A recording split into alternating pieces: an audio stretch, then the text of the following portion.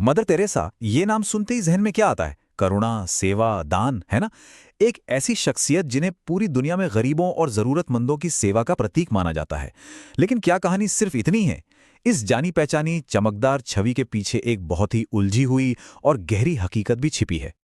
और यही वो सवाल है जो हमें आज उनकी कहानी के 3 बिल्कुल अलग अलग पहलुओं की तरफ ले जाएगा। एक तरफ वो एक वैश्विक हस्ती हैं जिन्हें संत का दर्जा मिला, दूसरी तरफ उन पर लगे कुछ बेहद गंभीर आरोप हैं, और तीसरी तरफ एक ऐसी महिला जो अपनी आत्मा के अंदर एक गहरे अंधेरे से लगातार जूझ रही थी। तो चलिए साथ मिलकर इस पहेली को सुलझाने की कोशिश करते हैं। तो सबसे पहले बात उस मदर टेरेसा की करते हैं जिन्हें दुनिया जानती है, मानती है, मानवता की एक ग्लोबल आइकॉन। ये जो टाइमलाइन है ये अपने आप में एक असाधारण सफर की कहानी बयां करती है। सोचिए, मैसेडोनिया के एक छोटे से शहर में जन्मी एक लड़की आखिर कैसे कैथोलिक चर्च की सबसे सम्मानित संतों में से एक बन गई। उनका जीवन कुछ इस तरह से आगे बढ़ा। ये मदर टेरेसा के ही शब्द हैं और ये दिखाते हैं कि उनकी पहचान कितनी परतदार थी, लेकिन उनका समर्पण सिर्फ एक ही तरफ था। उन्होंने खुद को कभी किसी एक देश या संस्कृति में नहीं बांधा, बल्कि ये माना कि उनका काम पूरी दुनिया के लिए है।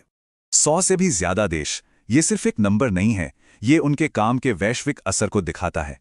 कलकत्ता की गलियों से जो एक मिशन शुरू हुआ था, वो उनकी मृत्यु तक पूरी दुनिया में फैल चुका था।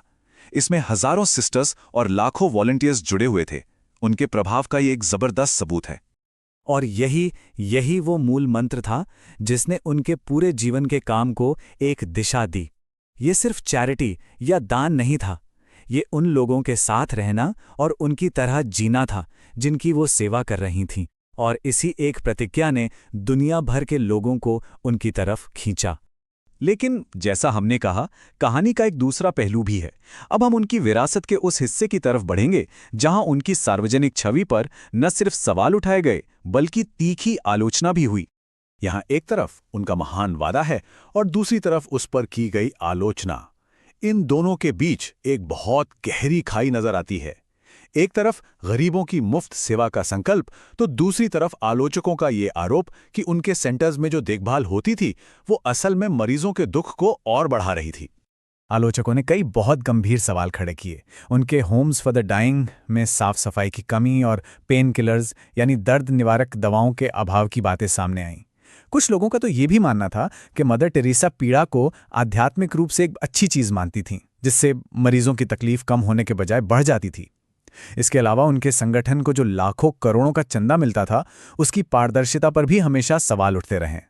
तो अब हम मदर टेरेसा की कहानी की सबसे गहरी, सबसे छिपी हुई परत को देखने जा रहे हैं। एक ऐसा सच जो उनकी मौत के कई साल बाद दुनिया के सामने आया। एक गहरा और बहुत लंबा आंतरिक आध्यात्मिक संकट। इस संकट को समझने के लिए आत्मा की अंधेरी रात या dark night of the soul के कॉन्सेप्ट को जानना जरूरी है। ये एक ऐसी आध्यात्मिक अवस्था होती है जहां इंसान को लगता है कि ईश्वर ने उसे पूरी तरह से अकेला छोड़ दिया है। ये सिर्फ कोई शक या सवाल नहीं है, बल्कि ईश्वर की मौजूदगी का एक गहरा, खालीपन वाला एहसास है। 50 साल, जी हाँ, लगभग 50 साल। ये आंकड़ा सच में चौंका देता है। जरा सोचकर देखिए, एक ऐसी महिला जिन्हें पूरी दुनिया ईश्वर में अटूट विश्वास का प्रतीक मानती थी, उन्होंने अपनी जिंदगी का, अपने मिशन का लगभग पूरा हिस्सा ईश्वर की मौजूदगी को महसूस किए बिना गुजार दिया। ये शब्द उनकी निजी चिट्ठियों से लिए गए हैं जो उन्होंने अपने आध्यात्मिक सलाहकारों को लिखी थीं। इन शब्दों में उनका दर्द, उनका अकेलापन और उनका गहरा संदेह सब साफ छलकता है। ये उस सार्वजनिक छवि से बिल्कुल उलट है जिसे हम सब जानते हैं। इस एक लाइन से उनके अंदर के खालीपन की गहराई का अंदाजा लगाया जा सकता है। मतलब प्रार्थना के दौरान भी उन्हें सिर्फ एक गहरा सन्नाटा महसूस होता था। ये एक असाधारण आंतरिक संघर्ष था जिसे उन्होंने पूरी दुनिया से छिपा कर रखा। और देखिए, वो खुद इस बात को जानती थीं कि उनकी बाहरी दुनिया और अंदर की दुनिया में कितना बड़ा फर्क है। उन्होंने अपनी मुस्कान को एक मुखौटा या एक नकाब तक कहा जो उनके अंदर के अंधेरे को छिपा लेता था।